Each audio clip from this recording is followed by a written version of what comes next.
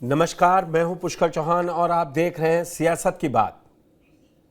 UP BJP में सब कुछ ठीक तो नहीं चल रहा है, कुछ तो गड़बड़ है,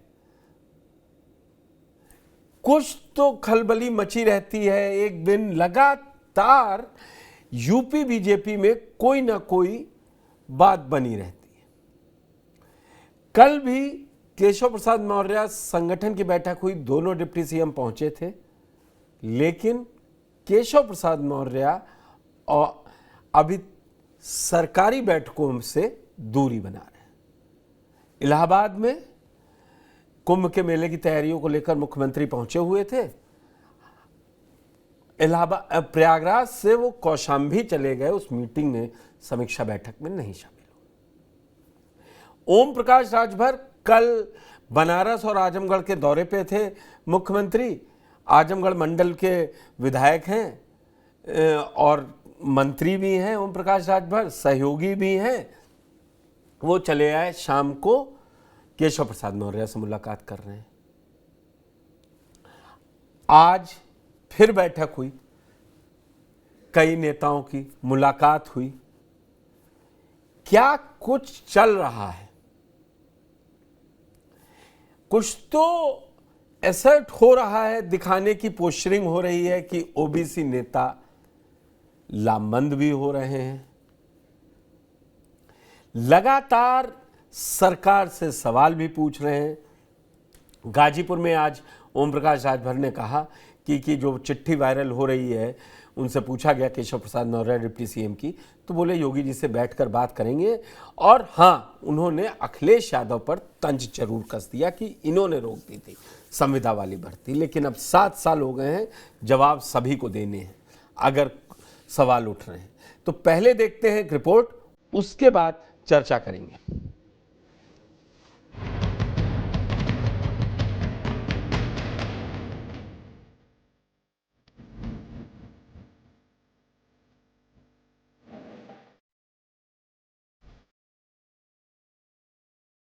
लोकसभा चुनाव के बाद से यूपी बीजेपी में सियासी घमासान जारी है।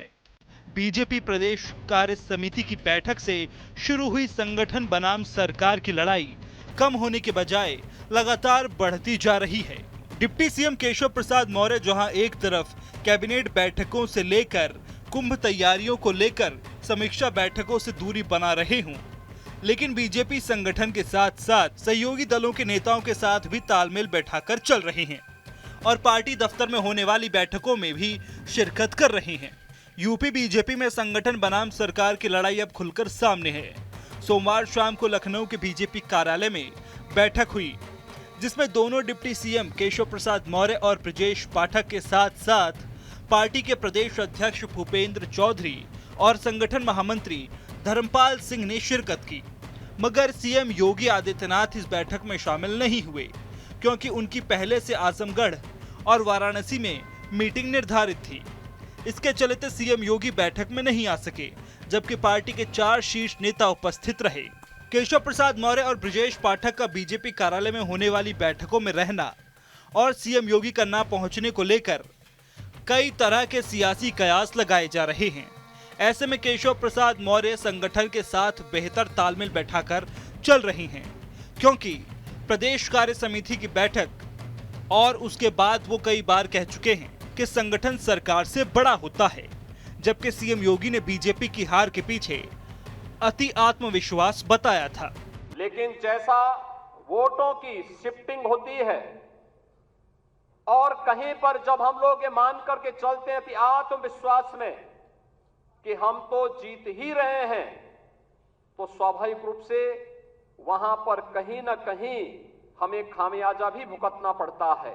और वह अति आत्मविश्वास कहीं ना कहीं हम लोगों को जहां चोट पहुंचाने में, उस विश्वास पर खरा उतरने में, उन अपेक्षाओं पर खरा उतरने में, जहां कहीं ना कहीं उस विश्वास पर कहीं ना कहीं चोट पहुंची, वहीं साथ ही साथ जिस विपक्ष ने चुनाव के पहले हिम्मत हार करके बैठ गया था, वो आज फिर से उछल कूद करने का कार्य कर रहा है। यहाँ जो कार्यकर्ता है उनसे इतना है कहूंगा, आवाज तो यहाँ सरकारी व्यवस्था में 7 का विकास मिला। मैं सदा कहता था और आज इस प्रदेश कार्य समिति में मैं संगठन के वरिष्ठता हमारे देश के और प्रदेश के नेतृत्व के सामने कह रहा हूं, संगठन सरकार से बड़ा है। संगठन से बड़ा कोई नहीं होता है। संगठन सरकार से बड़ा है, बड़ा था, बड़ा रहेगा। मैं उप मुख्यमंत्री अपने को बाद में मानता हूँ, भारतीय जनता पार्टी का कार्यकर्ता पहले मानता हूँ। कार्य समिति की बैठक के दूसरे ही दिन केशव प्रसाद मौर्य ने अपनी ही सरकार को पत्र लिखकर पूछा कि संविदा और आउटसोर्सिंग से होने वाली भर्तियों में आरक्षण के नियमों का पालन कितना किया गया है। केशव ने जिस नियुक्ति और कार्मिक विभाग से सूचना मांगी, उसकी जिम्मेदारी सीएम योगी के पास है। लोकसभा चुनाव नतीजे आने के बाद से डिप्टी सीएम केशव प्रसाद भले ही कैबिनेट की बैठकों से दूरी बनाए हुए हों, लेकिन संगठन और सहयोगी दलों के साथ नजदीकी बनाकर चल रहे हैं। सोमवार को संगठन महामंत्री धर्मपाल सिंह और प्रदेश अध्यक्ष भूपेंद्र चौधरी के साथ बैठक कर सियासी संदेश देने की कवायद करते हुए नजर आए हैं। सोमवार को मुख्यमंत्री योगी आदित्यनाथ आजमगढ़ और वाराणसी की बैठक के चलते प्रदेश दफ्तर की मीटिंग में शामिल नहीं हो सके। सीएम योगी की तरफ से आजमगढ़ में बुलाई गई बैठक में सुभाषपा अध्यक्ष और पंचायती राज मंत्री ओम प्रकाश को शामिल होना था, लेकिन ओपी राजभर सीएम योगी की बैठक में शामिल होने के बजाय लखनऊ में केशव प्रसाद मौर्य के साथ मुलाकात करते नजर आए। हालांकि दोनों नेताओं के बीच किन मुद्दों पर बात हुई ये किसी ने साझा नहीं किया। सिर्फ सहयोगी दल ही नहीं, केपी मौर्य पार्टी के अन्य नेताओं, विधायकों और योगी सरकार में मंत्रियों से भी मिलते जुलते दिखाई दे रहे हैं। चाहे वो दारा सिंह चौहान हो या फिर बीजेपी विधायक उमेश द्विवेदी, गौरी शंकर वर्मा, भगवान सिंह कुशवाहा या देवेंद्र प्रताप सिंह, पार्टी विधायकों और गठबंधन के सहयोगी दलों के नेताओं के साथ केपी मौर्य की इस मुलाकात को बीजेपी के भीतर चल रही खींचतान के तहत हो रही लामबंदी से जोड़कर देखा जा रहा है। केशव प्रसाद मौर्य के कदम को योगी को संदेश देने से भी जोड़कर देखा गया। राजनीतिक गलियारों में चर्चा शुरू हो गई कि लोकसभा चुनाव में सीट कम आने के बाद सीएम योगी और केशव में दूरियां बढ़ गई हैं। इसीलिए वो सरकार की किसी भी बैठक में शामिल नहीं हो रहे और बार बार सरकार से बड़ा संगठन को बताकर सियासी एजेंडा सेट करने में जुटे हैं। सरकार से बड़ा संगठन और अति आत्मविश्वास ने हरा दिया। ये 14 तारीख को हो गया। उसके बाद भी जारी है, समीक्षा जारी है, गोलबंदी जारी है। अब तो अगर देखें, सहयोगी भी लाइनें खींच रहे हैं। मेरे साथ पूरा एक पैनल इसी पर चर्चा करने के लिए तैयार है। रमेश ठाकुर जी राजनीतिक विश्लेषक मेरे साथ जुड़ चुके हैं, बिलाल सब्जवारी जुड़ चुके हैं, संदीप चौधरी जी राजनीतिक विश्लेषक जुड़ चुके हैं, मेरे साथ अनुपम मिश्रा भी जुड़ेंगे, वरिष्ठ पत्रकार हैं। संदीप जी, ये बड़ी अजीब सी स्थिति होती जा रही है। जो सरकार 2022 में फुल मैंडेट के साथ आई, सहयोगियों की को संभाले रखा था, वो 24 में पहले एक सहयोगी जुड़ा, फिर 2 राजभर जुड़े, फिर आरएलडी भी जुड़ गया जो उधर से टूट के आया। खटपट तो वहां सुनाई देनी चाहिए थी, खटपट यहां है। कहीं संजय निषाद बता रहे हैं कि क्यों जीत हार रहे हैं, कहीं गलतियां हो गई। राजभर भी कह रहे हैं कि संविदा की भाई हम योगी जी से बात तो करेंगे ही, निकलेगा कि क्या क्यों ऐसा है, क्या है। जयंत चौधरी भी अलग अलाप रहे। तो बीजेपी में जो अंदर खाने खटपट चल रही है, दिख रही है कि जैसे वो उनकी उधर मीटिंग होती है तो उनका दौरा कहीं और हो जाता है, जब संगठन की मीटिंग होती है तो मुख्यमंत्री के पूर्व निर्धारित कार्यक्रम लगे होते हैं। एक पेज पे नहीं दिखाई दे रहे हैं। क्या आपको लग रहा है का जो संगठन है, आपने देखा होगा, इसमें ऊपर से कंट्रोल होता है, और अगर ऊपर से किसी को जरा सी ढील मिल जाती है तो इस तरीके की चीजें होती है। एक तो मैं आपको ये स्पष्ट कर दूं, बाकी तो मेरे दोस्त बैठे बैठे रमेश ठाकुर जी बताएंगे चीजें। एक तो ये बता दूं कि ऊपर से जब किसी व्यक्ति को थोड़ी पावर मिल जाती है, कुछ इशारा मिल जाता है, तो वो इस तरीके की चीजें खासकर बीजेपी में कर सकता है, दूसरी पार्टियों को तो मुझे नहीं पता। अदरवाइज बीजेपी में बिल्कुल साइलेंट रहना पड़ता है, यहाँ पे एक्शन बहुत जबरदस्त होते हैं, आपने देखा होगा। और जो राजनीति के जानकार हैं, आप जैसे लोग मंजे हुए खिलाड़ी हैं, आपको बहुत पहले से पता है, जब कभी मौर्य साहब प्रदेश अध्यक्ष थे, आपको तब से पता है कि मुख्यमंत्री बनने की उनके अंदर एक जो टीस है वो पहले से है। लेकिन चीजें ऐसी हुई, समीकरण ऐसे बने कि वो ताज योगी जी के सर पे सज गया, जबकि योगी जी मुख्यमंत्री पद का चेहरा नहीं थे शुरू में। लेकिन चीजें बनती है कुछ ऐसी, कुछ लोगों की आवाज थी, कुछ संगठन की आवाज थी, कुछ आरएसएस की आवाज थी कि योगी जी को बना दिया जाए। योगी जी ने काम भी बेहतर किए, इसमें कोई दो राय नहीं है। कई चीजें ऐसी थी जो उत्तर प्रदेश को जरूरत थी और वो उत्तर प्रदेश में हुई। लेकिन राजनीति में और काम करने में फर्क होता है। अभी आप एक चीज देखिए पुष्कर जी, राजनीति का मतलब है कि आपको जो आपके सहयोगी दल है उनको भी साथ लेकर के चलना है, और उनसे भी इंपॉर्टेंट चीज है, आप जिस दिन मुख्यमंत्री के ओहदे पर बैठते हैं, मुख्यमंत्री की कुर्सी पर बैठते हैं, तो आपको उससे पहले ये देखना होता है मुख्यमंत्री की कुर्सी पर बैठाने वाला संगठन है, ये वो संगठन है जो आपका बूथ लेवल पे होता है, मंडल लेवल पे होता है, जिला लेवल पे होता है, प्रदेश लेवल पे होता है।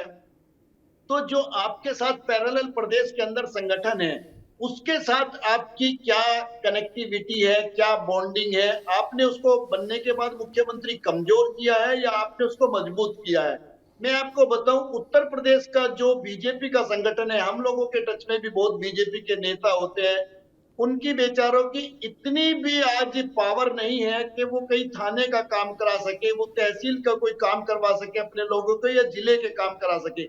जबकि जब कोई रैली होनी होती है, कोई गैदरिंग होनी होती है, पार्टी को अपनी ताकत दिखानी होती है, तो उन्हीं कार्यकर्ताओं की ड्यूटी लगाई जाती है। अब जब वो कार्यकर्ता गांव में, गली में, मोहल्ले में लोगों को इकट्ठा करते हैं, वो कहते हैं भाई तुमसे हमारा एक छोटा सा काम नहीं हो सकता।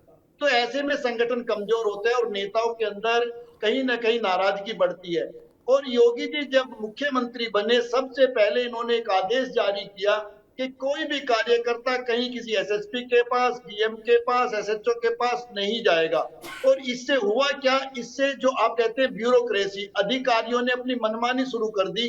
और हकीकत यह है कि ऊपर लोगों को यह लगता है कि प्रदेश के अंदर भ्रष्टाचार नहीं है, भ्रष्टाचार भी जोरों पर है, अधिकारी किसी को नहीं बकसते। और कार्यकर्ता इसलिए दुखी है कि उनके अपने काम नहीं होते और वो दूसरे कार्यकर्ताओं के भी काम नहीं करा सकते। तो इस तरीके से धीरे धीरे गैप डेवलप हुआ, और इसीलिए केशव प्रसाद मौर्य जी चूंकि संगठन के व्यक्ति हैं और योगी जी लगातार एमपी रहे हैं, उन्हें संगठन की बहुत ज्यादा जानकारी नहीं है, ना उन्होंने कभी संगठन में किसी पद पर काम किया, ना वो जिले में रहे, ना वो प्रदेश में कभी महामंत्री, मंत्री, उपाध्यक्ष कभी नहीं रहे। तो ये फर्क है। इसीलिए केशव प्रसाद मौर्य ने अपने कार्यकर्ताओं और संगठन को बल देने के लिए वो स्टेटमेंट दिया है, जिसमें उन्होंने कहा है कि संगठन सरकार से ऊपर है या सरकार से ताकतवर है। वो लड़ाई तो वहां इस की तरीके खत्म, वो लड़ाई इसलिए सुनवाया था आपको बाइट कि वो 14 तारीख से चली आ रही है, और लेकिन बैठकों में ना शामिल होना, और जिस तरीके से अनुपम जी आपके पास आता हूं, 2 दिन में जो केशव प्रसाद मौर्य से कुछ बीजेपी के लोग मिले हैं, कैंप कार्यालय लखनऊ में बीजेपी यूपी के ओबीसी मोर्चा यूपी बीजेपी के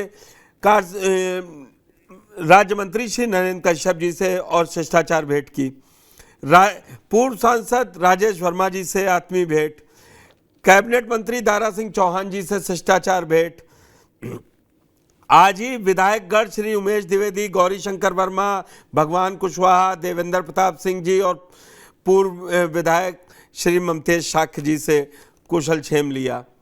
सुहेल देव भारती राष्ट्रीय उत्तर प्रदेश कैबिनेट मंत्री ओम प्रकाश राजभर जी से आत्मीय भेंट, वाराणसी जिला पंचायत अध्यक्ष श्रीमती पूनम मौर्य, जिला पंचायत अध्यक्ष मांगेराम चौधरी जी, सोमवार को विधायकगढ़ कैलाश राजपूत, पवन चौहान एवं पूर्व विधायक, कई पूर्व विधायकों से मिले। एक तरीके से ये मैंने, आप कोई भी जा सकता है जो एक्स पोस्ट पे जाएगा केशव प्रसाद मौर्य की मिल जाएगा। इसमें क्या अगड़ा वर्सेस पिछड़े की लड़ाई नहीं करना चाह रहे हैं केशव प्रसाद मौर्य? देखें, मंडल आयोग लागू होने के बाद विशेष तौर पे उत्तर प्रदेश और बिहार में पिछड़ा वर्ग, पिछड़ा जो शब्द है वो बहुत महत्वपूर्ण हो गया। इतना महत्वपूर्ण हो गया कि प्रधानमंत्री बनने के लिए नरेंद्र मोदी को भी अपने आप को पिछड़ा घोषित करना पड़ा। आप इसे समझें। केशव मौर्य 2017 में कुछ महीने भाजपा के प्रदेश अध्यक्ष रहे थे। उनके नेतृत्व में भाजपा जीती। उन्होंने मान के चला कि साहब हमारा हक बनता है मुख्यमंत्री पद पे। मुख्यमंत्री बन गए योगी आदित्यनाथ, जिनका नाम भी नहीं चल रहा था। वो तो खुद ही बताते हैं, मैं तो विदेश जा रहा था, मुझे रोक के बुला दिया, बना दिया। अब उसके बाद केशव अच्छा बन ही नहीं गए। मैं हमेशा कहता हूं कि योगी पॉलिटिशियन नहीं है। आप ये मत सोचिए वो 5 बार सांसद हो गए। आपने योगी को कभी हाथ जोड़ के गली गली वोट मांगते देखा क्या? गोरखपुर में तो पर्चा भर देते हैं, जीत जाते हैं। तो भाई उस ऐसे मट के बहन थे कि वो he is not a politician. लेकिन चूंकि वो पॉलिटिशियन नहीं थे तो उत्तर प्रदेश में योगी आदित्यनाथ के आने के पहले अखबारों की सुर्खियां होती थी कि क्या हम बिहार बन रहे हैं, क्या हम जंगल राज में जा रहे हैं। योगी ने लॉ एंड ऑर्डर पे जो डिलीवर किया है, इससे उनके विरोधी भी जिसे कहना चाहिए इनकार नहीं कर सकते। केशव मौर्य कल से फिर चर्चा में है। उनकी चिट्ठी लीक हो गई साहब, चिट्ठी लीक हो गई। कहा साहब बताइए, जेपी नड्डा से मिल के आया और ऐसी चिट्ठी लिख दी। अरे भाई उस चिट्ठी को ध्यान से पढ़े, वो 4 जून को लिखी गई थी। बिल्कुल चल रही है सामने। हाँ, अब 4 जून को जब नतीजे आ रहे थे चुनावी, उन्होंने चिट्ठी तो लिख ली पर भेज नहीं पाए। उन्हें लगा साहब भेजू ना भेजू ना भेजू ना भेजू। 42 दिन लग गए उनको चिट्ठी भेजने में। 4 जून को चिट्ठी लिखी, 22 जून को आशीष पटेल का बयान आ जाता है, 27 जून को अनुप्रिया पटेल की चिट्ठी आ जाती है। अभी सबको देखते हुए 9 जुलाई को योगी आदित्यनाथ आरक्षण का ब्यौरा खुद ही तलब कर लेते हैं। 9 जुलाई को 14 जुलाई को प्रदेश कार्यकारिणी की बैठक होती है, जिसमें केशव मौर्य ने अपना वो कालजयी बयान दिया कि संगठन सरकार से बड़ा है। और मैं कहता भी हूं कि केशव जी का ये बड़प्पन है कि जानते हुए कि संगठन सरकार से बड़ा है, वो छोटे पद पे सरकार में रहना चाहते, संगठन नहीं जाते। तो बहरहाल 14 तारीख को प्रदेश कार्यकारिणी की बैठक हुई और 42 दिन बाद 15 तारीख को केशव मौर्य ने वो चिट्ठी जारी कर दी। उसके बाद केशव मौर्य गृह मंत्री अमित शाह से मिलने का समय मांगते हैं, जो नहीं मिलता। कोलकाता जेपी नड्डा उनको बुलाकर ड्रेसिंग डाउन देते हैं। कहते हैं साहब उत्तर प्रदेश से झटका लग गया है। प्रधानमंत्री नरेंद्र मोदी अपने पूरे जीवन काल में आज तक एक भी ऐसा चुनाव नहीं लड़े जिसमें उनको पूर्ण बहुमत ना मिला। ये पहला चुनाव है जिसमें उनको बहुमत नहीं मिला। और कितनी सीटों से रुक गए? उतनी सीटें जीत के वो बीजेपी उत्तर प्रदेश पे हारे। 35 सीट यहाँ कम हुई और 35 सीट मोदी को कम पड़ गई। तो उन्होंने कहा साहब अब योगी को हमें फ्री हैंड देना है। और आप देखिए उनके मनमर्जी, हमने चीफ सेक्रेटरी भी दे दिया, डीजी भी दे दिया। अब हमको आप उनकी कार्यशैली में आप बिल्कुल भी इंटरफियर ना करें। उसके बाद आप देखिए वो लौट के आते हैं, योगी फ्रंट फुट पे खेलने लगते हैं, केशव मौर्य पवेलियन में चले जाते हैं। योगी को आपने देखा कांवड़ यात्रा वाला फरमान आ जाता है उनका। और योगी के फरमान पे आपने देखा उत्तराखंड के भाजपा सरकार आ जाती है, मध्य प्रदेश की भाजपा सरकार आ जाती है, आसाम और बिहार से समर्थन आ जाता है। सुप्रीम कोर्ट में जब ये चैलेंज होता है तो भारत सरकार उसमें additional solicitor general Tushar Mehta को भेजती है। तुषार मेहता नीट वाली हियरिंग में रह जाते हैं, सुप्रीम कोर्ट एक्स पार्टी फैसला कर देती है। फिर से इस पे एक मिनट अनुपम जी, फिर इस पे उत्तर प्रदेश सरकार ने वकील क्यों नहीं भेजा? अरे उत्तर प्रदेश सरकार का वो रिप्रेजेंट कर रहे थे एडिशनल सॉलिसिटर जनरल। तो गए तो नहीं, गए तो नहीं ना? नहीं गए। मेरी बात सुने, नहीं गए। आज हमारे प्रयागराज में food security minister Dayashankar Mishra आए। हाँ, तो सब लोगों ने घेर लिया साहब कि साहब अब क्या होगा। तो उन्होंने तो बयान दिया बाकायदा। उन्होंने कहा कि साहब ये जो साइन बोर्ड पे नाम लिखने वाला मामला है, हम उस पे 1 इंच इधर उधर होने वाले नहीं। अब चूंकि उसमें सुप्रीम कोर्ट ने बाकायदा शुक्रवार तक की डेट लगा दी है, सुप्रीम कोर्ट आज की भी डेट लगा सकती थी, कल की भी लगा सकती थी। कभी एक्स भी। पार्टी जजमेंट हुआ, भाजपा को नहीं सुना, सरकार को नहीं सुना गया, तो इसलिए बात अलग है। लेकिन मैं लगातार कह रहा हूं कि योगी आदित्यनाथ इस कदम को वापस खींचना अफोर्ड नहीं कर सकते, ठीक है, वो कर ही नहीं सकते भाई। उनकी जो राजनीति है वो राजनीति और उसका इकबाल खत्म हो जाएगा। इसलिए योगी अपनी चीज पर जिसे कहना चाहिए कायम रहेंगे। वो कायम रहेंगे बिलाल जी। तो इधर तो फिर आरएलडी ने जिस तरीके का स्टैंड ले लिया है, वो समझा रहे हैं कि सरकार को, खुद जयंत चौधरी ने भी कह दिया है, तो फिर ये तो कॉर्नर्ड होते जाएंगे ना सरकार, सहयोगियों में ही। जो जिस लॉ एंड ऑर्डर की तारीफ जो सरकार चलाने की, तो एक समय तो आएगा ना कि जब योगी जी को इनसे बात करनी ही पड़ेगी। और सबसे ज्यादा साथ दे रहे हैं केशव प्रसाद मौर्य। उन्होंने कल इस पर क्या कहा, बोले सुप्रीम कोर्ट का जो फैसला है उसको माना जाएगा और अगर कुछ गलत होगा तो देख लेंगे। जो दयालु ने कहा प्रयागराज में आज, कुछ इतर लाइन है। और जिस संगठन, जो अनुपम जी इंगित कर रहे हैं कि रहना छोटे पद पे सरकार में चाहते, लेकिन इस समय मिल संगठन वालों से रहे, ये चल क्या रहा है?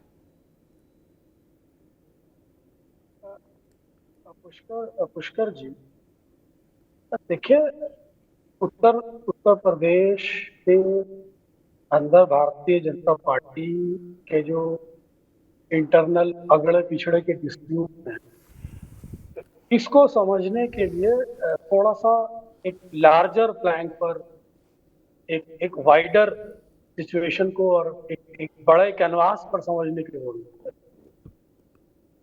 भाई आप ही देखिए, प्राइम मिनिस्टर नरेंद्र मोदी जी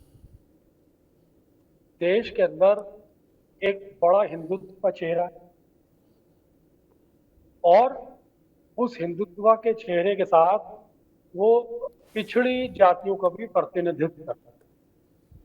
तो जब हिंदुत्व का चेहरा पिछड़ी जातियों के साथ जुड़ जाता है, तो उसकी इलेक्टोरल पॉलिटिक्स में एक रेलेवेंसी हो जाती है, यानी कि वो एक विनेबिलिटी की तरफ इलेक्टोरल पॉलिटिक्स बढ़ जाती है आपकी समीकरण के एतबार।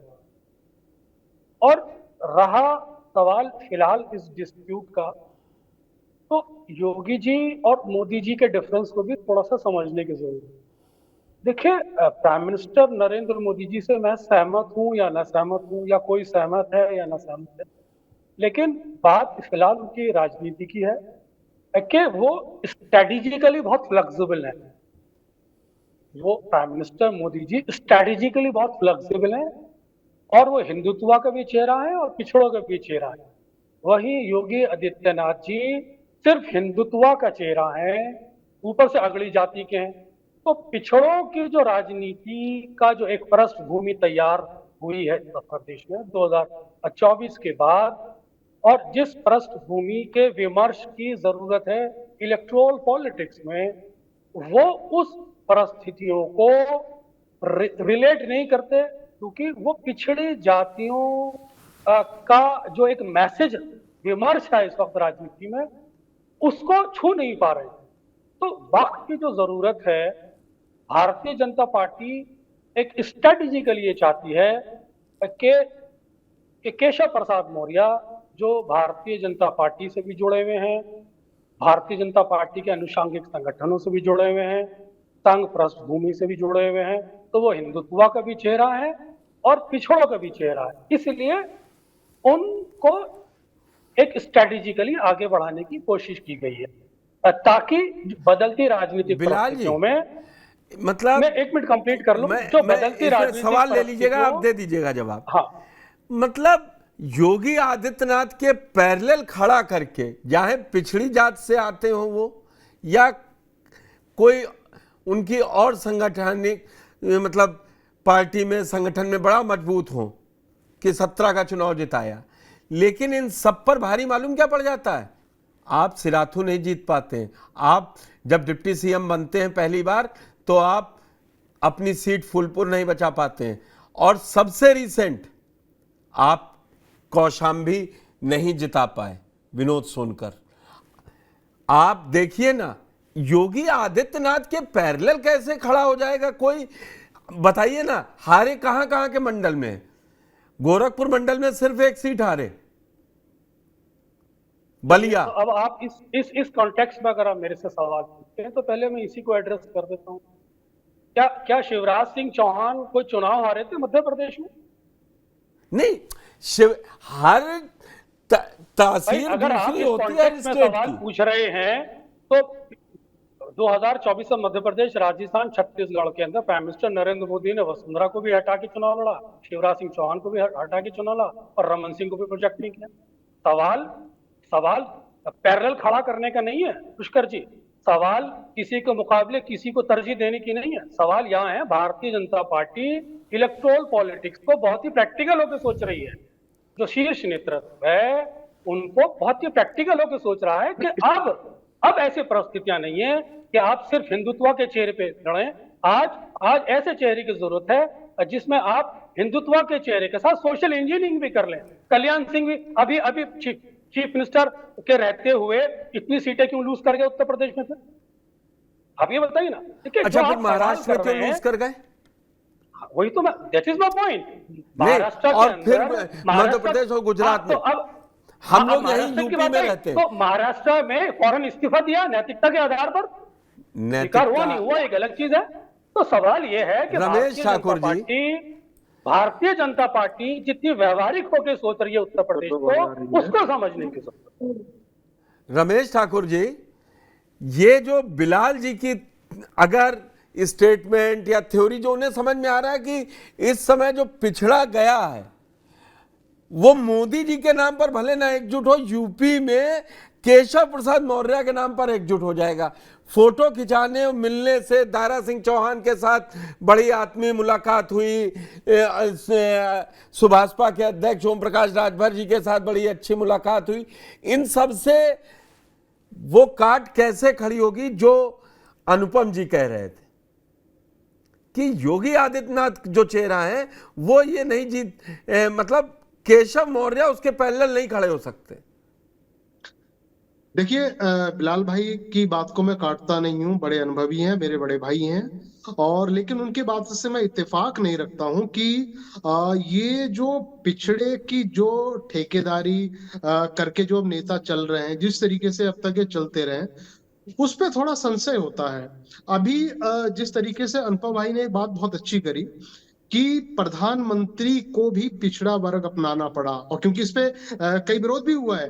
राहुल गांधी ने खुल के कह दिया कि ये तो पिछड़े वर्ग से आते ही नहीं है, ये तो बड़ी जाति से आते हैं। इस तरीके के कई सारे सवाल और कई सारे आरोप वगैरह होते, उस पे हम नहीं जाते हैं। लेकिन एक बात इंपॉर्टेंट और निकल के आई है कि सिर्फ एक वर्ग, चाहे हिंदुत्व हो, चाहे पिछड़ा वर्ग हो, चाहे एमवाई फैक्टर हो, कोई भी हो, अगर आप ये मान के चलते हो कि एक फैक्टर के सहारे हम पूरी नैया पार कर लेंगे, चुनाव कर लेंगे, उसका हर्ष इस बार 2024 में भारतीय जनता पार्टी ने देख लिया। भारतीय जनता पार्टी को ठाकुरों की नाराजगी कोई परवाह उनको नहीं पड़ी कि नाराज हो रहे तो होने दो, हमें कोई दिक्कत नहीं है। लेकिन चुनाव ने बता दिया कि एक जो बड़ा वर्ग होता है ना, 12-13% जिनका जो वोटर होता है, उसके हमको जब नकार देते हैं तो उसका क्या होता है। और सबसे पहले संदीप भाई ने स्टार्ट करा था कि देखो, जब नेता, बड़े नेताओं की किसी नेताओं को सही मिल जाती है, वो कहते हैं ना, जब सैया भये कोतवाल तो डर काहे का। उनकी बात बहुत इंपॉर्टेंट है, वो पूरी बात शायद कर नहीं पाया, अधूरी रह गई थी। देखिए, केपी मौर्य के ऊपर हाथ दिल्ली का था। उन्होंने कहा कि आपको हम पूरा एक रास्ता दे रहे हैं, सपाट पिच दे रहे हैं, और मलिंगा जैसा बॉलर भी हम आपको नहीं लगा रहे, बहुत स्लो बॉलर लगा रहे, आप बैटिंग करते रहो। वो बेचारे वैसे ही कर रहे थे। अब उनको पहले आश्वासन दिया जा रहा था, आप कौशाम्बी भी हार रहे हो, फूलपुर भी हार रहे हो, सब कुछ हार रहे हो, और जनता में आपकी स्वीकार्यता, आप पिछड़ा वर्ग में तो मानते नहीं कि आप पिछड़े वर्ग के नेता हो, या पिछड़े वर्ग के लोगों को 4000 लोगों को भी कहीं इकट्ठा कर लोगे, वो भी नहीं मानता हूं। क्योंकि मौर्य समाज को भी आपने कौशाम्बी में इकट्ठा करा था कि पूरे उत्तर प्रदेश के जो मौर्य समाज है वो केपी मौर्य के पीछे है, स्वामी मौर्य कुछ है ही नहीं। स्वामी प्रसाद मौर्य को भी पीछे छोड़ दिया था। लेकिन जब सभा लगी तो उसमें कनस्तर वाले, टेंट वाले, हलवाई मिला के टोटल कितने होते हैं? 119 लोग। अब इससे ही आप समझ सकते हो कि नेता बड़ी बड़ी बातें करते हैं और उनके पीछे जनता कितनी है।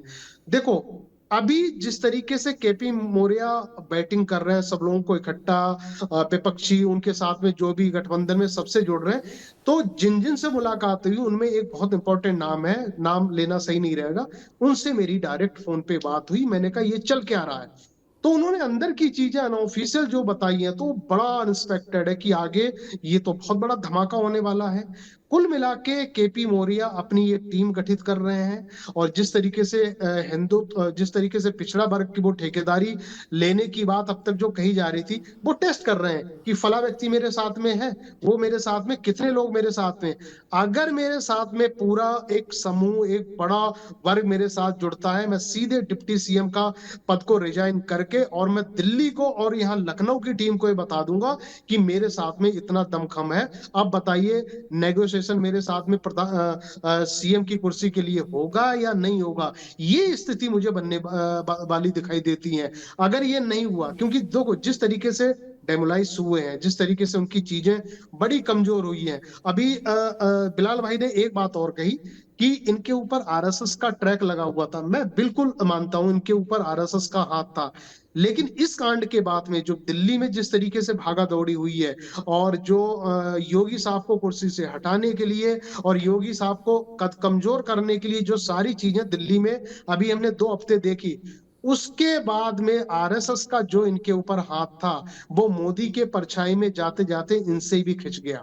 क्योंकि नागपुर बिल्कुल इस बात को स्वीकार नहीं कर रहा था कि लखनऊ को खड़बड़ाया जाए या लखनऊ को थोड़ी बहुत वो किया जाए। अब आपने देखा ना जिस तरीके से नेम प्लेट वाला और नाम उजागर करने वाला जो मामला चला, वो दिल्ली के नेता कुछ नहीं बोले, लेकिन उन्होंने क्या है, बयानबाजी कहां से करवाई जाती है, जयंत चौधरी से, बयानबाजी कहां से करवाई जाती है, चिराग पासवान से। तो ये सारी चीजें सामने निकल के आ रही हैं कि 2 धड़े कितने बुरी तरीके से अलग होते दिखाई दे रहे हैं। हालांकि बीजेपी में एक सबसे अच्छी बात है, संदीप भाई बहुत अच्छी तरीके से तो रह के आए अंदर, खाने बहुत अच्छी तरीके से जानते हैं, चीजें बाहर नहीं निकल के आ पाती हैं।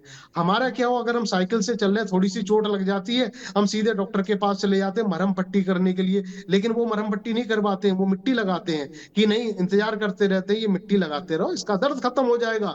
बीजेपी कमोबेश ऐसी करती है, दर्द को सहन करती रहती है, सहन करती रहती है, लेकिन वो दर्द जब नासूर बन जाता है, बिलबिला के तब बाहर निकल के आते हैं कि अब तो हमें एमबीबीएस डॉक्टर चाहिए, सर्जन चाहिए, बहुत बड़ा डॉक्टर चाहिए। तो ऐसी स्थिति मुझे लग रहा है भारतीय जनता पार्टी में आने वाले सबों में होने देखने को मिल जाएगी।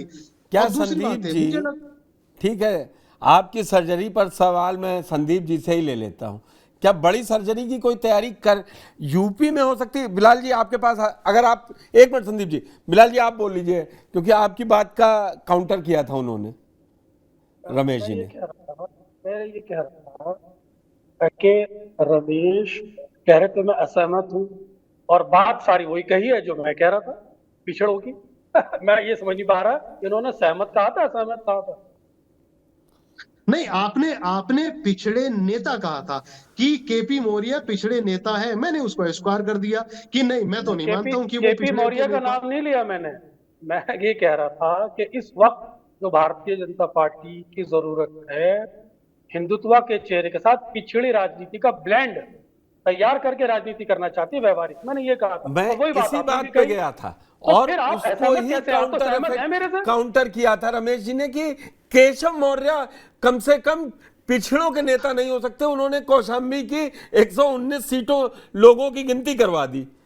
केशव मौर्य सिंबॉलिक है, मैं तो पिछड़ों की पॉलिटिक्स की बात कर रहा हूं। कि भाई आप बिलाल जी, अगर आप कह रहे हैं कि वो सामने है, इसलिए उनको सिंबॉलिकली पेश किया जा रहा है। पार्ट ऑफ पॉलिटिक्स है पिछड़े के साथ हिंदुत्व का ब्लेंड। पिछड़े के साथ संदीप जी हिंदुत्व का अगर ये कॉम्बिनेशन बना के अगर ला रहे हैं, वो तो पार्टी है, वो कुछ करे, हम लोग एनालिसिस ही कर सकते हैं। आपको क्या लगता है कि जिस बड़ी सर्जरी का रमेश ठाकुर जी इशारा कर रहे हैं, ऐसा कुछ आपको भी लगता है कि करके जो यूपी 15 साल सूखा रहा, जिस यूपी से मैक्सिमम 58 सीटें आती थी मैक्सिमम, क्या बीजेपी इतना बड़ा ऑपरेशन चला के अपनी ही पार्टी के अंदर सर्जरी करके कुछ और हासिल कर पाएगी? देखिए पुष्कर जी, मेरे भाई मेरे दोस्त रमेश ठाकुर जी ने बातें बहुत संतुलित बातें कही और बहुत जरूरी बातें की। मैं भी आपको ये चीजें बताना चाहता हूँ कि बात अगड़े पिछड़े की भी नहीं है, बात कोई नहीं है।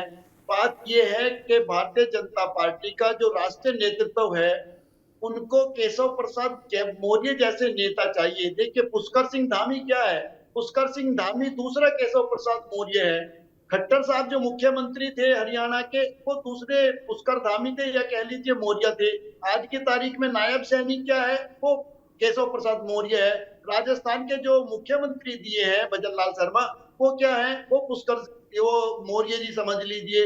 मध्य प्रदेश के जो मुख्यमंत्री हैं, छत्तीसगढ़ के जो मुख्यमंत्री, कहने का मतलब ये है वो आप जैसे कह रहे हैं ना कि बहुत मजबूत मुख्यमंत्री हो जो अपने सारी सीटें जीत जाए, अपने क्षेत्र में कोई विधानसभा न हारे, ऐसे नेता की हकीकत में आज की तारीख में आज की बीजेपी को जरूरत नहीं है।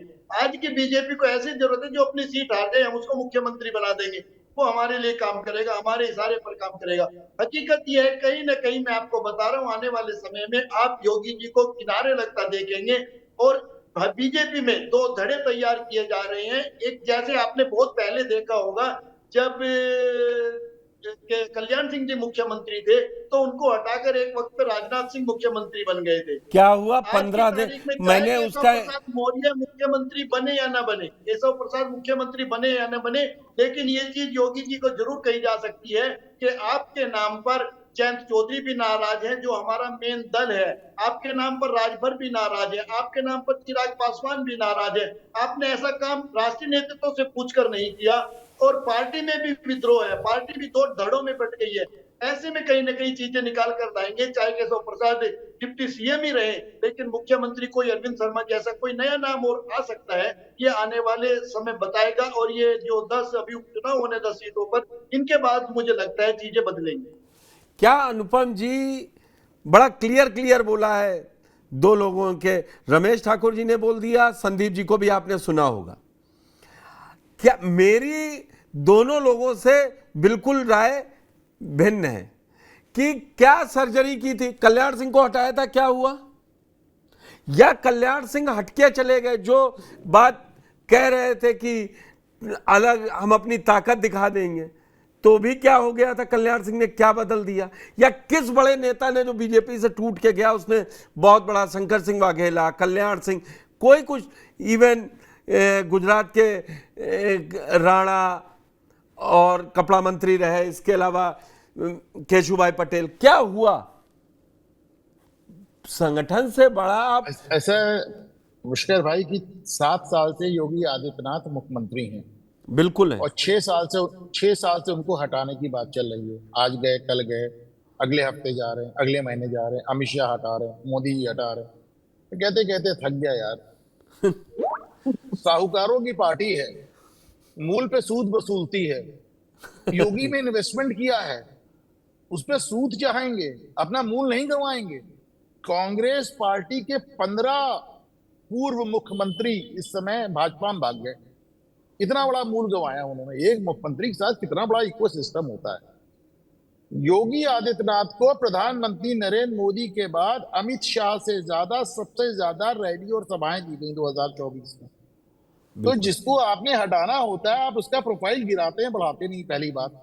दूसरी बात, आप बढ़ाए ना बढ़ाए, बंदा ब्रांड हो चुके हैं, वो अपने आप में ब्रांड हो गए हैं। आपको अच्छा लगे बुरा लगे, किसी को अच्छा लगे बुरा लगे, वो ब्रांड हो गए हैं।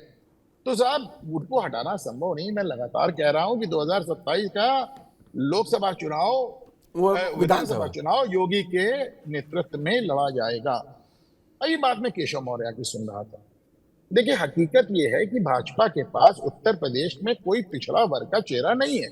आप स्वतंत्र देव सिंह का आपने एक्सपेरिमेंट किया, फेल हो गया, अंततः आपको अनुप्रिया पटेल के पैर पड़ना पड़ा। आप भूपेंद्र चौधरी को लेके आए, कोई फर्क नहीं पड़ा, चौधरी का हाथ, बहुत इंपॉर्टेंट बात है, जयंत चौधरी का हाथ पकड़ना पड़ा। आप अनिल राजभर को लेके आए, कोई फर्क नहीं पड़ा, आपको ओम प्रकाश राजभर के आगे सरेंडर करना पड़ा। तो आप अपना निषाद नेता लाते हैं, फिर संजय निषाद के आगे सरेंडर करते हैं। तो हकीकत यह है कि पिछड़े वर्ग में आपके पास कोई नेता नहीं है। ऐसे में जब केशव मौर्य हारते हैं, बड़ा ध्यान दें मेरी बात को पुष्कर भाई, केशव मौर्य अपनी सीट नहीं हारे, केशव मौर्य अपना जिला हार गए। कौशाम्बी में 3 सीट है, तीनों हार गए। बिल्कुल। एक नौसिखिए से अपनी सीट हारे और तीनों सीट हार गए, और अब लोकसभा हार गए। और मौर्य कुशवाहा में आपसे बड़ा नेता तो वो निकल गया जो आदमी अभी जेल से निकल गया है, बाबू सिंह कुशवाहा।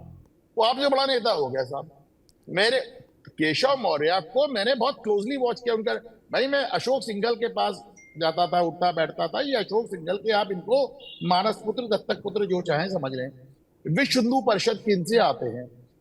अब केशव मौर्य में बहुत ढेर सारी बातें हैं, मैं क्या कहूं, लेकिन जो चीज सामने है वो ये है कि भाई तुम अपनी जाति का वोट नहीं ला। अच्छा सुनिए, केशव मौर्य नहीं, अनुप्रिया पटेल कुर्मियों का वोट नहीं ला पाई, जयंत चौधरी जाटों का वोट नहीं ला पाए, संजय निषाद निषादों का वोट नहीं ला पाए, ओम प्रकाश राजभर का वोट नहीं ला पाए। आप देखें जितने ये जातिगत चौधरी थे सब फेल कर गए। और केशव मौर्य से बड़ा नेता तो आपके सामने बाबू सिंह कुशवाहा जौनपुर, मतलब वहां पे आपको खड़ा हुआ नजर आ रहा है। तो हर तरह से आप अपनी सीट हारे, आप अपना जिला हारे, पूरी विधानसभाएं हारे, लोकसभा हारे, अपनी जाति के लोगों को जोड़ नहीं पाए। इलाहाबाद में कौशाम्बी छोड़कर फूलपुर और इलाहाबाद दोनों सीट केशव मौर्य ने जिद करके फाइनल की। आप अपने नतीजे देख लें। उसके बाद भी अगर केशव मौर्य अगर मुख्यमंत्री पद की बात करते हैं तो उसका सिर्फ एक कारण है। उसका भाई बात समझिए, आज आप कह दीजिए कि अमित शाह योगी का विरोध, मुझे बस 2 मिनट चाहिए। मैं बिल्कुल, आज आप कह दीजिए कि भाई हाँ, कि अमित शाह योगी को हटाना चाहते हैं। अरे योगी के खिलाफ सबसे बड़ा रिवोल्ट उनके मुख्यमंत्री बनने के 1 साल 9 महीने के अंदर हुआ था। 2019 में जब उनको 2.25 साल हुआ था मुख्यमंत्री बने, तो विधानसभा में 150 विधायक धरने पे बैठ गए थे। बिल्कुल। तो क्या अब आप मुझे ये बताएंगे कि 1.5 साल के अंदर ही मतलब मोदी और शाह उनको हटाने लगे? नहीं, बात कुछ और है।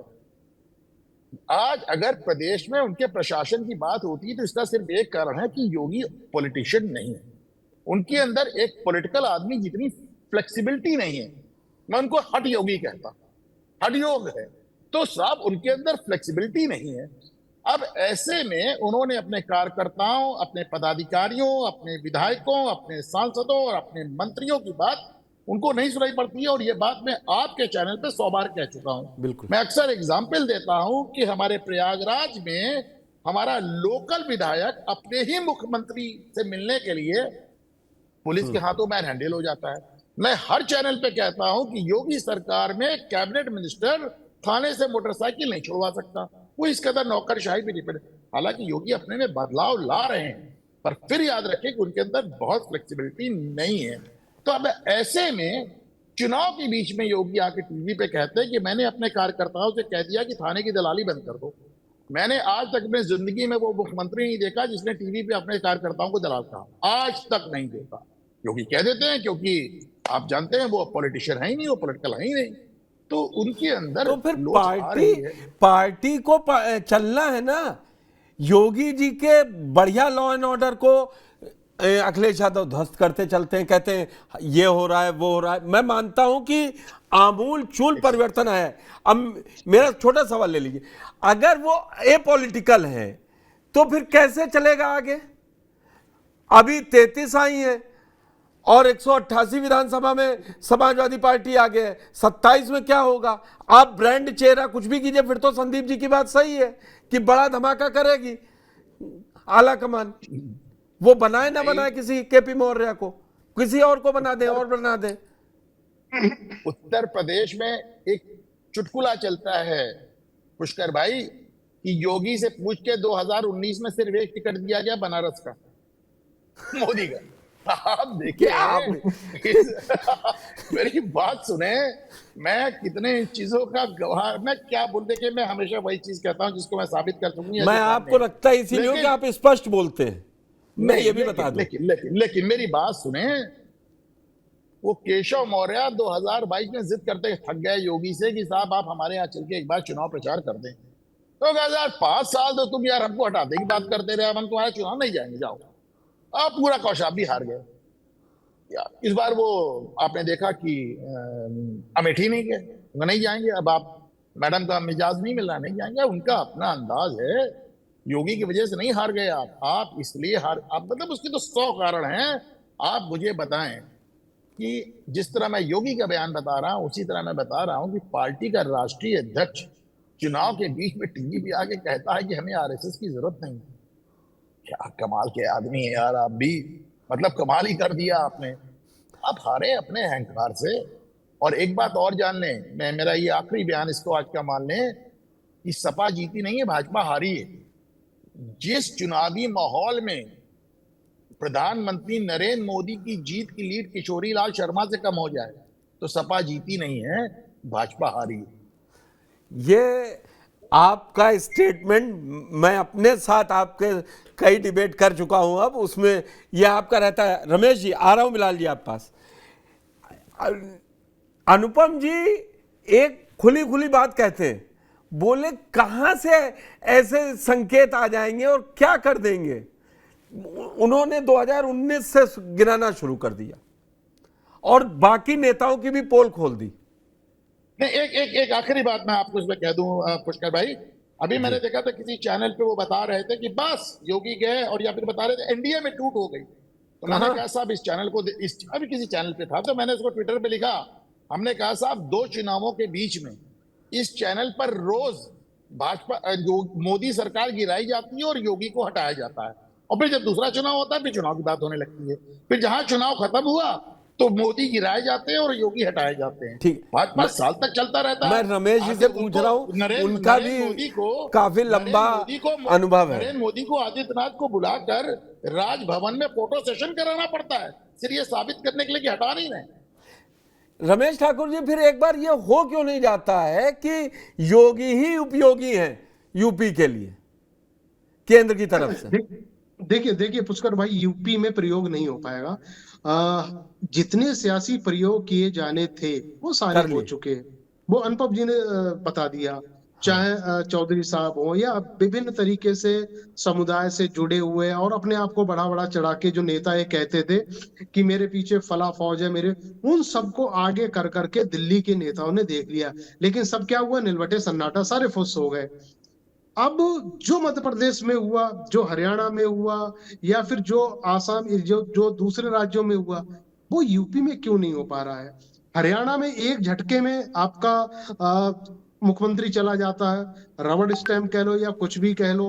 बिलाल भाई ने कही है बात, शायद बिलाल भाई ने कही है कि 3-4 जो राज्यों के जो अभी हाल फिलहाल में जो मुख्यमंत्री चेंज हुए हैं, उनको, अभी तो मुख्यमंत्री है, वो इकोसिस्टम बड़ा है, आगे पीछे सब कुछ तामझाम पूरे व्यवस्था से चलते हैं।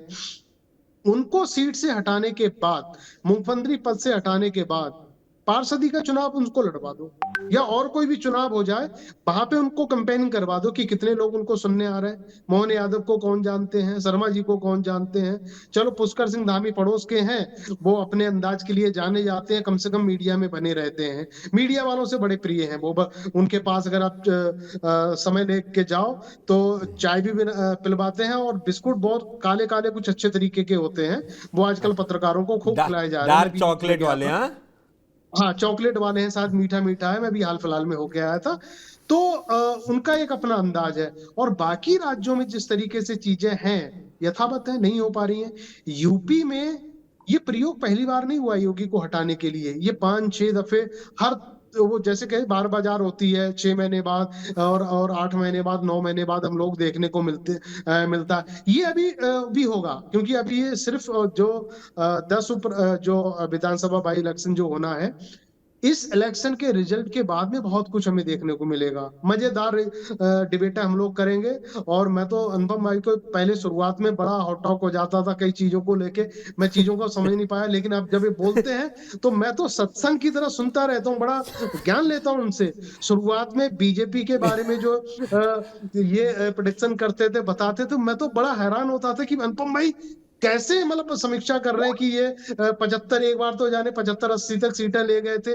लेकिन मैं चुप रहा, बहुत हमारा अनुभव कम है, लेकिन चीजें कहाँ बिगड़ रही है भारतीय जनता पार्टी में, कहाँ और आगे क्या होने वाला है, रमेश भाई, वो सब हम लोग ठाकुर साहब केवल इस चैनल पे नहीं, अगर किसी भी चैनल पे मैंने अगर भाजपा को 75 सीट दी होंगी तो मैं पत्रकारिता छोड़ दूंगा। ओहो, मैं 7 ज्यादा निकल गए, 7 की चोट उससे ज्यादा निकल गए, लेकिन नहीं, मैंने एक बात बताऊं, मैं खुद मैंने वो थोड़ा मैंने एक मिनट मैंने क्या कहा था, मैंने कहा भाजपा को जितनी सीटें आई थी उससे कम नहीं आएंगी, और उसके बाद इसी चैनल पे 2 बार ये भी कह चुका हूं कि मेरा असेसमेंट गलत है। नहीं, बिल्कुल मैं यही कहना जा रहा था। 75 नहीं कहा था, उन्होंने कहा था कि 62 से कम नहीं होंगी। मेरे साथ डिबेट में थे आप, शायद उस डिबेट में आप पार्टिसिपेट नहीं कर रहे थे, बिलाल जी थे, और जब माना है तो अनुपम भाई ने 4 जून के बाद तुरंत माना था ये बात, बोले मैं निकला नहीं। रमेश जी, जितने पत्रकार हैं मैंने देखा गोल, मैंने ऐसा नहीं ऐसा कहा था, मैं इकलौता आदमी हूं जिसने हर चैनल पे कहा मेरा असेसमेंट गलत था, आई वाज रॉन्ग। और उन्होंने ये भी कहा कि मैं निकल नहीं पाया आपकी, मैं फील्ड में नहीं गया हूं, ये भी कहा उन्होंने। चलिए खैर, नहीं, देखो मैं इसमें सिर्फ अनुपम जी की बात नहीं कर रहा हूँ, बहुत बहुत बड़े धुरंधर धुआंधार, जब प्रेस क्लब में हम लोग जब बैठते हैं, आप इस समय प्रेस क्लब में, दिल्ली प्रेस क्लब में चले जाओ तो हर एक पत्रकार मिलेगा कि वो सरकार गिरा रहा है कल, वो पता नहीं क्या क्या बात। इस तरीके से जब हम लोग बैठते थे तो क्या क्या चीजें हो रही थी, लेकिन ठीक है, अपना अपना अनुमान है, और राजनीतिक चीजें बहुत तेजी से बदलती हैं, और जो विशेष तौर पे 10 सालों में हमने चीजों को बदलते हुए देखा है, अनएक्सपेक्टेड इतनी कभी हमने देखी नहीं है, और अब भी आगे कई सारी चीजें ऐसी होंगी जो हम लोग सोच भी नहीं सकते थे। खैर, जैसे मैंने अभी कहा कि जैसे बाई इलेक्शन 10 सीटों पे होगा, उसके बाद में चीजें और बदलेंगी, और इसका रिजल्ट का इंतजार दिल्ली के लोग भी कर रहे हैं, उत्तर प्रदेश के भी लोग कर रहे हैं, और विशेष तौर पे इसका जो इंतजार सबसे ज्यादा केपी मौर्य कर रहे हैं। केपी मौर्य इस चुनाव तक इंतजार कर रहे हैं, उसके बाद में कहीं ऐसा ना हो कि हमें फिर दोबारा से उसी मुद्दे पे एक डिबेट करनी पड़े कि आज केपी मौर्य ने भारतीय जनता पार्टी रिजाइन कर दी और इतने सारे अपने विधायक, मंत्री और जितने ले लाके वो मानसून ऑफर टाइप का किसी के साथ में चले गए। नहीं, मैं कल आप थे नहीं, कल मैं डिबेट ये चिट्ठी वाली कर रहा था, तो मैंने ये बोला कि अखिलेश यादव का मानसून ऑफर छोड़ दीजिए, मैं विंटर ऑफर भी आएगा अभी। तो बिलाल जी, पुष्कर भाई, अगर नरेंद्र मोदी प्रधानमंत्री नहीं बनते हैं तो भी गडकरी नहीं बनेंगे, क्योंकि गडकरी के नाम पे यूपी बिहार में वोट नहीं मिलेगा। आप एक मोटी सी बात जान लें, केशव प्रसाद मौर्य प्रधानमंत्री मुख्यमंत्री पद की रेस में है ही नहीं। अगर केवल उनके कहने से मान ली जाए बात, तो कैसे मान लीजिए? बिलाल जी, नहीं, अनुपम जी से एक चीज और जानने चाह रहा हूं मैं अपनी जानकारी के लिए, और दर्शक भी शायद इन चीजों को जानना चाह रहे हैं। अभी ये जो लखनऊ और दिल्ली के बीच में हुआ, जिसको ये कहा जा रहा है कि मोदी जी को योगी जी को हटाने के लिए, और मोदी और क्या नाम अमित शाह, वो तो सामने नहीं आए, लेकिन उन्होंने क्या करा है, इन दोनों नेताओं को, केपी मौर्य जी को, चौधरी जी को बुला के इन्होंने सब षड्यंत्र रचा। क्या इसमें केपी मौर्य ने अपने पीछे एक राजनीतिक बड़ा डेंट नहीं लगवा लिया कि आरएसएस का जो उनके ऊपर कंधे पे हाथ हुआ था और रहता था, सर पे की बात नहीं करूंगा, सर पे हाथ नहीं था, कंधे पे कम से कम था, वो भी पीछे इन्होंने खिंचवा लिया। आप पास जरूर आऊंगा संदीप जी। आप एक छोटी सी बात जान लें रमेश भाई, केशव मौर्य, देखिए मैं उन बातों में नहीं जाता जो बंद कमरे में हुई, ना वहां आप थे, ना हम थे, ना कोई था। तो बात अब जो सामने हो रही है उसको करें। मैं बड़े विश्वास से आपको 2 बातें बता रहा हूं, और आज नहीं 5 साल से कितने कितने चैनलों पे कैसा कैसा झगड़ा हुआ है, पुष्कर भाई ने देखा है। ये योगी कहीं नहीं जा रहे, उन्हें हटाने की इस समय किसी की हैसियत नहीं है। नहीं, मैं उसमें नहीं जा रहा हूं, वो तो पता है, हाँ, वो सबको पता है। आपने ये भी कह दिया 27 का चुनाव भी उनके ही चेहरे पे होगा।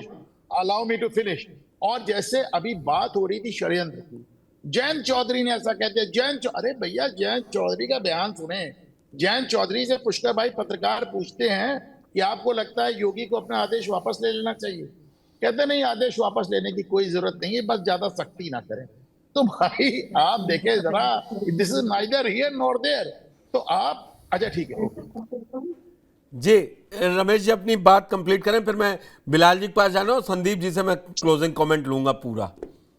अरे मैं कुछ और जानना चाह रहा था, क्या नाम अनुपम जी ने वो मेरी बात पूरी बता ही नहीं पाए। मैं तो बस यही जानना चाह रहा था क्या आगे ये इस तरह की, जिस तरीके से केपी मौर्य साहब ने अपने ऊपर एक बड़ा हाथ जो कंधे पर था वो भी खिंचवा लिया, अलग थलग तो नहीं पड़ गए? क्योंकि जिस तरीके से यहाँ पे घूम रहे, इतनी बार केशव मौर्य अपना नाम चला चुके हैं कि चलते चलते चलते चलते जैसे पेंसिल घिस जाती है, उनका नाम हल्का हो गया रमेश भाई, हल्का हो गया है। बिलाल जी, ये जो अभी एक बड़ी अच्छी बहस हुई, दोनों तरह से दोनों तर्क आ गए, मगर मैं एक छोटी सी बात समझना चाह रहा हूं। 2014 के बाद से जो मेरा अपना असेसमेंट है, वोट तो नरेंद्र मोदी के ऊपर पड़ता है। चाहे राज्य में पड़े, हार जाए जीत जाए, चाहे लोकसभा में पड़े, इतनी बड़ी मेजॉरिटी और इतनी सीटें किसी के नाम पर, हरियाणा हो, उत्तर प्रदेश हो, आज उड़ीसा में भी, तमिलनाडु में भी 11.5%। आप, मुझे ये नहीं समझ में आ रहा केशव प्रसाद मौर्य ये कैसे समझ रहे हैं कि उनके नाम पर वोट पड़ जाएगा। और मैं एक बात शायद रमेश ठाकुर जी ने भी कहा या अनुपम जी ने कहा था कि ब्रांड तो योगी स्थापित हो गए, अब हम माने या ना माने वो एक बड़ा ब्रांड है। पुष्कर भाई, मैं आपसे कुछ और बात कर रहा हूं निरंतर जी, और बार बार एक आपको मैसेजिंग कर रहा हूं। मैं आपसे क्या कह रहा हूं, मैं ना तो इस बात पर आर्गुमेंट कर रहा कि योगी जी हट रहे नहीं हट रहे, ना मैं ये कह रहा आपसे कि पुष्कर जी बनाए बजा रहे बजा रहे। मैं सिर्फ ये कह रहा हूं कि बदलती राजनीतिक परिस्थितियों में भारतीय जनता पार्टी का शीर्ष नेतृत्व की इंटेंशन क्या है। भाई आप देखिए ना कि जब एंटी इनकम्बेंसी होती है तो उत्तराखंड का सीएम हटाया जाता है नहीं जाता? तो क्या उत्तराखंड के सीएम, आप देखते हैं कि गुजरात के अंदर पूरी कैबिनेट बदल दी जाती है, एंटी इनकम्बेंसी होती है तो मध्य प्रदेश के सीएम को हटा के चुनाव लड़ा जाता नहीं लड़ा जाता? या योगी जी को हटाना और केशव प्रसाद मौर्य को बनाने की बात नहीं कर रहे हैं। आप ये समझिए कि बदलती राजनीति में शीर्ष नेतृत्व का मंथन क्या है राजनीति को लेकर। मैं ये आर्गुमेंट कर रहा हूं, ना तो मैं योगी जी का मुखालिफ हूं, ना मैं केशव प्रसाद मौर्य का। इसको डायरेक्ट नहीं कह रहे हैं, लेकिन आपका भी तो मतलब वही है कि एंटी इनकम्बेंसी झेल रही है, पार्टी मेरा ये बदलाव की तरफ जा रही है। नहीं, मैं क्या कह रहा हूं, मैं कह रहा हूं कि मेरे को ये महसूस होता है कि बदलती राजनीतिक पृष्ठभूमि में जिस तरह से पिछड़े राजनीति का गोलबंदी अखिलेश यादव ने किया है, तो उस अखिलेश यादव के फोर्स को काउंटर करने के लिए भारतीय जनता पार्टी किस तरह से मूव कर सकती है, उसके अंदर उसके लिए हिंदुत्व और पिछड़ी राजनीति का जो ब्लेंड है वो उस वक्त उसकी बेस्ट स्ट्रेटेजी का हिस्सा है। इसीलिए ये सारे हम खेलने जाएंगे, अगर हम तेज फास्ट बॉलर के सामने, मान लीजिए अखिलेश के पीडीए के सामने जाएंगे, तो केशव मौर्य को बल्लेबाजी करने को देंगे? भाई केशव, अगर आप बार बार ये कह रहे हैं कि केशव मौर्य हार रहे हैं, तो अरे भाई चीफ मिनिस्टर सामने कौन दिख रहा है? चीफ मिनिस्टर योगी आदित्यनाथ के रहते हुए ठाकुर क्यों बितक गए? आप ये बताइए। आप किसी तरह भी लॉजिक को कैसे काउंटर करेंगे ना? मैं आपसे क्या कह रहा हूं, मैं ये नहीं कह रहा मुझे लोकसभा की 2 सीट ऐसी बताइए जहां ठाकुर चाले और कैंडिडेट चुनाव हार जाए। आंकड़े हैं, 5-5 विधानसभाएं पड़ती हैं और मुझसे सब रमेश जी भी हैं, अनुपम जी भी हैं, संदीप जी भी हैं और आप खुद हैं। मैं आपको बता रहा हूं कि जो बदलती राजनीति में जो एक जरूरत है उसका एक कोशिश कर रही है शीर्ष नेतृत्व, उसके चलते जो ये डिफेक्शन डेवलप हो रहे हैं। और आप इसको योगी को हटाने के कंसेप्ट में क्यों देखते हैं? आप ये देखिए ना कि वक्त की जरूरत क्या भारतीय जनता पार्टी के लिए, एक प्रैक्टिकल पॉलिटिक्स की एक अप्रोच की जा रही है। आप देख रहे हैं कि सारे घटक दल पिछड़ी राजनीति के परसेप्शन में एक डेवलप हो रहा है उत्तर प्रदेश के खिलाफ। 29 तारीख को जब विधानसभा सत्र शुरू होगा, मैं तब भी ये डिबेट तो करूंगा ही कि क्या आज हंगामा मचा। ये आप मुझे बिलाल जी समझाइए कि जब केशव की चिट्ठी को लेकर हंगामा होगा 29 तारीख को, जब संजय निषाद के बयान को लेकर कि बुलडोजर को, जब जयंत चौधरी के बयान को लेकर कि ये फैसला समझदारी भरा नहीं है, ये जब होंगे, अनुप्रिया पटेल के विधायकों का जब वो कहेंगे कि एनएफएस लेके वो चिट्ठी वायरल होगी, तो ये कौन सी राजनीति है भाई? कहां कॉर्नर? ये तो विपक्ष के साथ खड़े नहीं दिखाई देंगे सब, ये तो मुद्दे दे रहे हैं ना। ये कौन सा समय था जो आप समझा रहे हैं कि वो चाह रहे हैं कि हिंदुत्व का वो चेहरा हो जाएंगे और पिछड़े का भी मिक्सचर मिल जाएगा। अरे भाई, भी पिछड़े का वो चेहरा हो ना। मैं अनुपम जी की बात से सहमत हूं। बाबू सिंह कुशवाहा टेंटेड होने के बावजूद, जेल में जाने के बावजूद, और जीत के आ गए। चलिए, मैं आपकी बात से मान लीजिए मैं आपकी बात से सहमत हूं, तो फिर योगी आदित्यनाथ को अपनी हठधर्मी छोड़नी पड़ेगी। उन्हें पिछड़ों के घटक दलों को साथ लेके चलना पड़ेगा, पिछड़ी राजनीति के परसेप्शन को भी बैलेंस करना पड़ेगा।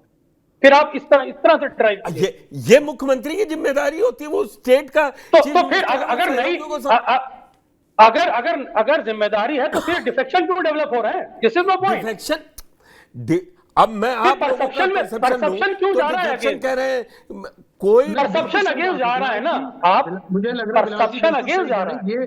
ये परसेप्शन ये ना बदला है, और इसको ट्रैक पे धीरे धीरे योगी जी लाने की कोशिश भी कर रहे हैं। बहुत कुछ उनका एटीट्यूड भी बदला है इस बीच में, यही बात अनुपम जी ने कही। और दूसरी बात, अभी बिलाल जी ने कहा कि जैसे ठाकरों की जो नाराजगी थी वो दूर क्यों नहीं हुई। बिलाल जी, एक चीज बहुत अच्छी तरीके से समझना होगा यहाँ पे, वो गनीमत थी कि बाबा जी की वजह से कम आधे ठाकुर जो रूठे थे वो आ गए थे। अगर पूरा का पूरा अगर सफाया हो जाता तो ये 33 जो है ना सीटें, मुझे लग रहा है उसमें 13 ही बच जाती, क्योंकि उन्होंने बहुत कुछ मैनेज करा था। अब गाजियाबाद में आप देखो, गाजियाबाद में क्या है, राजनाथ सिंह 2 बार दौरा करके आए, उनकी बात नहीं माने, और भी ठाकुर बड़े बड़े नेता आए थे, उनकी कोई बात नहीं मानी। देखो, इन चीजों को लेके जिस तरीके से अनुपम जी ने कहा ब्रांड बन चुके हैं, अब उनको एक बरगद के तौर पे उस पर सर मारने की जरूरत नहीं है। ये बात देखो मोदी और जी बहुत अच्छी से जान गए कि बहुत बड़ा बरगद है, वहां पे सर मारने की जरूरत नहीं है, आगे बढ़ के आगे देखो। और उन्होंने छोड़ दिया अपने पिसाब जितने भी है कि मौर्य जी आपको जो करना करो, जो हमसे राय लेनी है वो लेते रहो। मुझे लग रहा है इस तरह की राजनीति यहाँ पे शुरू हो गई है। अरे रमेश जी, मोदी जी, योगी जी ब्रांड बन गए या नहीं बने, मेरा तो इस पर आर्गुमेंट ही नहीं है ना। योगी जी के चलते इतने ठाकुर बच गए, ये नहीं बच गए, ये तो हाइपोथेटिकल बात हो गई ना। तो ये भी तो सवाल ये है ना कि सवाल ये है कि इस वक्त भाई सीएसडीएस की रिपोर्ट है। मैं एक मिनट अनुपम जी, इसको वाइंड अप करना है। सीएसडीएस की रिपोर्ट है, 91% सर्वणों ने वोट दिया है जनरल कैटेगरी ने भाजपा को। तो फिर ठाकुरों की नाराजगी आ गई इसमें। बदलते परसेप्शन में भारतीय जनता पार्टी अपनी राजनीतिक परसेप्शन को किस तरह से बैलेंस करे, सवाल इसका है। और मैं ऊपर से ये भी कह रहा हूं, अगर पिछड़ा कोई, जो अनुपम जी ने सबसे पहले बात कही थी कि खुद प्रधानमंत्री को भी ओबीसी बता, तो प्रधानमंत्री से बड़ा ओबीसी चेहरा कौन हो जाएगा? वो तो उत्तर प्रदेश से ही चुन के आ रहे हैं ना। संदीप जी, मैं अनुपम जी आपको 10 सेकंड दूंगा। संदीप जी, आपको क्या लग रहा है केशव मौर्य की ये स्ट्रेटजी कि ओबीसी नेताओं से मिल लो, सहयोगियों को करो और चिट्ठी लिखो, इससे 29 तारीख से शुरू हो रहे विधानसभा सत्र में ही संकट है बीजेपी के लिए, और अपना खराब करेंगे, क्योंकि वो तो 37 जीत के पहुंचे हैं और अयोध्या जीत के पहुंचे हैं। देखिए पुष्कर जी, सबसे पहले आपको ये समझना पड़ेगा, भारतीय जनता पार्टी में जब भी किसी नेता ने बगावत की, चाहे वो यशवंत सिन्हा हो, जसवंत सिंह हो, आपके शत्रुघ्न सिन्हा हो, या आपके राज्यपाल रहे सत्यपाल मलिक जी हो, बीजेपी के राष्ट्रीय उपाध्यक्ष रहे, वो जिसने भी बगावत की, संजय भाई जोशी हो, अकेले रहते हैं साउथ एवेन्यू में, पता होगा ठाकुर साहब को, तो जिसने भी बगावत की वो हमेशा भाजपा में बिल्कुल अकेला पड़ गया। कल्याण सिंह इसका सबूत है भाई। पहले तो ये समझना पड़ेगा, अगर ये केशव प्रसाद मौर्य की बगावत होती तो वो बंदा बिल्कुल अकेला पड़ जाता, कोई भाजपा का नेता उसके पास नहीं जाता, कोई दूसरे जो सहयोगी दल है वो उसके पास नहीं जाते। इसका मतलब ये बगावत नहीं है, ये मोहरा है। केशव प्रसाद मौर्य एक मोहरा है जिसको इस्तेमाल किया जा रहा है, और केशव प्रसाद मौर्य ये एकदम बिल्कुल, जानते हैं कि कोई मैं दो राय नहीं है, मुख्यमंत्री मोहरा बनने है, वाला पूरी नहीं। तरीके से मोहरा है।